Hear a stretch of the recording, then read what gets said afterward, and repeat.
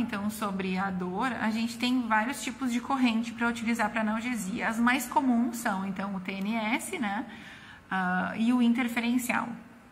Existem outras correntes mais antigas, mas a gente acaba não utilizando na prática. Hoje a gente vai falar muito sobre a prática. Então, quando a gente fala de utilizar correntes para dor, é o TNS e o interferencial. Quando a gente fala em interferencial para dor, todo mundo, mas como? É para dor, tem certeza? Sim, o de 4.000 Hz, ele é uma corrente de média frequência que funciona para analgesia e ele tem uma duração maior de analgesia, ele pode durar até 12 horas de analgesia, sendo que a gente não pode esquecer que os eletrodos têm que ser utilizados ao redor da dor, porque a gente vai também fazer uma varredura do local da dor, né? Então ele vai pegar uma área maior. Qual é a diferença entre os dois tipos de corrente, né? Então, o interferencial, ele é menos desconfortável, ele atinge uma área maior e a gente consegue ter uma duração maior do tempo de inibição da dor, né? De analgesia. Quando a gente fala, então, no TNS, a gente sabe que ele é uma corrente de baixa frequência, ele é um pouco mais desconfortável e a gente não tem tantas horas de analgesia para esse paciente, né? Ou para esse indivíduo, esse atleta. E é importante que a gente coloque a dor ou entre os eletrodos ou pelo menos um dos eletrodos em cima da dor, dependendo do tamanho da área da dor do paciente.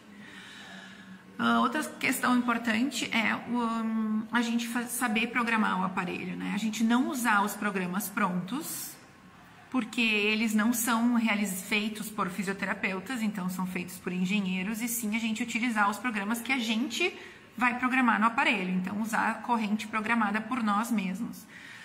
Outra questão importante sobre a dor é que no mínimo a gente deve aplicar por 30 minutos, senão a gente não tem efeito de analgesia ou de inibição da dor, tanto interferencial como TNS. Quando a gente fala em corrente para analgesia de dor aguda, a gente vai pensar então em alta frequência e pequena largura de pulso. E quando a gente fala em dor crônica, a gente vai pensar em alta ou baixa frequência com largura de pulso alto. Depende da área da dor e do quanto de dor a gente está querendo tratar nesse paciente e se é o início, meio ou final do tratamento. Então essas são as questões mais importantes sobre a dor. De novo, mínimo de 30 minutos, a gente tem o interferencial e o TNS.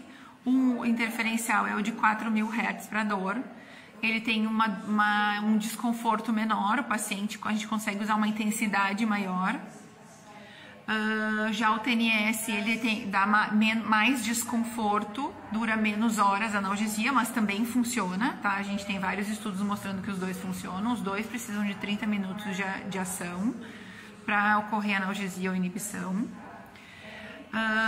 Quanto maior a intensidade, maior a resposta do tecido. Então, quanto mais o paciente suportar a eletroestimulação, melhor vai ser a resposta.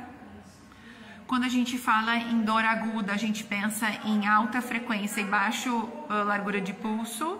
Quando a gente fala em dor crônica, a gente fala em baixa ou alta frequência, mas sempre na dor crônica, largura de pulso grande.